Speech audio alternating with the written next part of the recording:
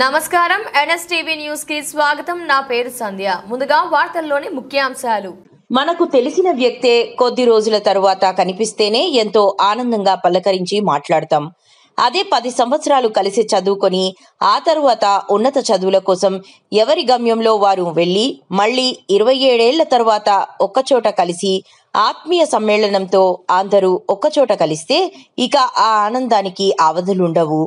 నిజామాబాద్ జిల్లా జక్రాన్పల్లి మండలం పడకల్ జిల్లా పరిషత్ ఉన్నత పాఠశాలలో 10వ తరగతి వరకు చదువుకున్న పూర్వ విద్యార్థులు సంక్రాంతి పండుగ సందర్భంగా ఆత్మీయ సమ్మేళనం నిర్వహించారు.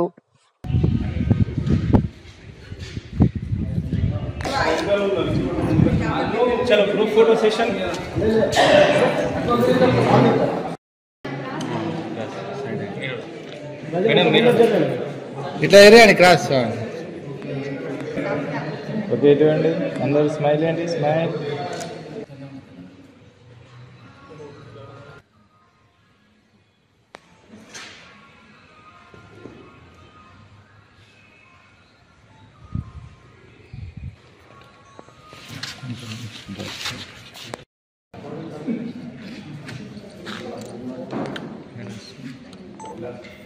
కరెక్ట్ అండి.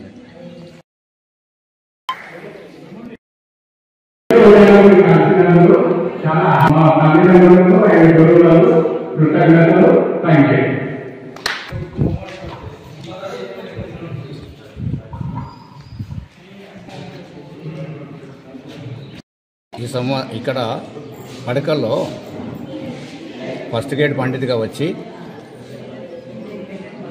ఇక్కడ 6 సంవత్సరాలు ఉద్యోగం చేసి ఉద్యోగాన్ని నిర్వహించి ఒక విద్యార్థులకు నా దగ్గర శాయశక్తిగా ఉన్నటువంటి విద్యను వారికి అభ్యాసం చేయించినాను. కాబట్టి ఈనాడు ఆత్మీయ సమ్మేళనం అనేది వారు నిర్వహిస్తున్నారు. వారు పిలిచినటువంటి ఆగమనానికి అంటే పిలుపుకు సంతోషించి నేను రావడం జరిగింది. అందరూ కూడా నన్ను ఆహ్వానించిన దానికి నేను వారికి కృతజ్ఞతలు తెలియజేస్తూ ముగింపు చేస్తున్నాను.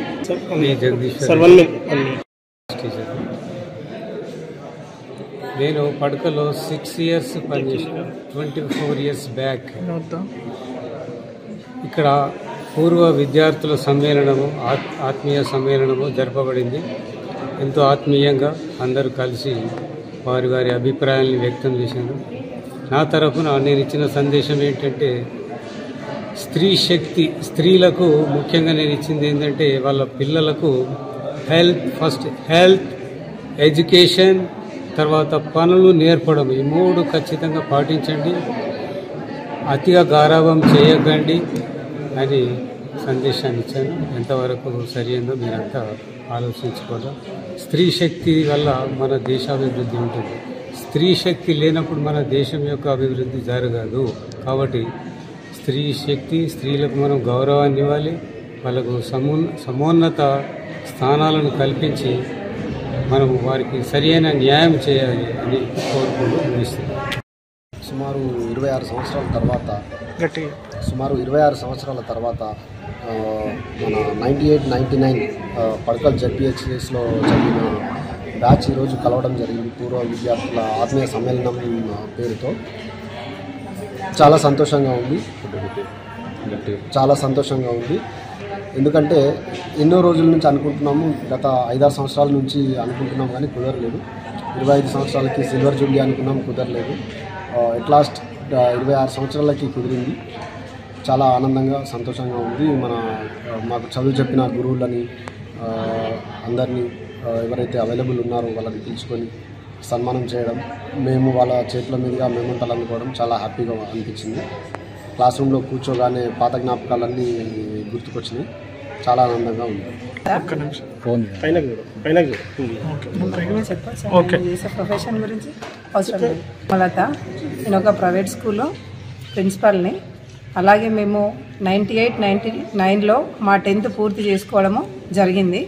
ఆ తర్వాత 26 సంవత్సరాల తర్వాత ఇప్పుడు మేము అందరం కూడా కలుసుకొని మా చిన్ననాటి జ్ఞాపకాలు, మా ఉపాధ్యాయులను కలుసుకోవడము, మేము ఇది చాలా మిస్ అయిపోయాం ఇన్ని రోజులు అని. ఈరోజు కలిసినందుకు చిన్నప్పుడు మేము ఏమేమి చేసుకున్నామో అవన్నీ కూడా గుర్తు చేసుకోవడం జరిగింది. మా ఉపాధ్యాయుల నుంచి నేర్చుకున్నవి ఇంకా మేము అందరికీ కూడా అందించాలని వాళ్ళకి నేర్పించాలని కూడా అనుకుంటున్నాము.